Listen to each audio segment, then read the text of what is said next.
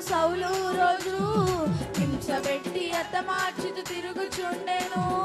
పరిశుద్ధాత్మ సౌలు మీదికొచ్చి ఉండగా నేలబడి ప్రభు నీవు ఎవరివనేను.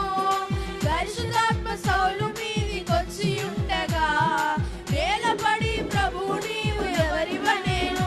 నీవు హింస పెట్టిన యేసు ప్రభుని అనగా, నీవు హింస పెట్టిన యేసు ప్రభుని అనగా, మారు మనసు పొందిన సౌలు పౌలు ఆయను.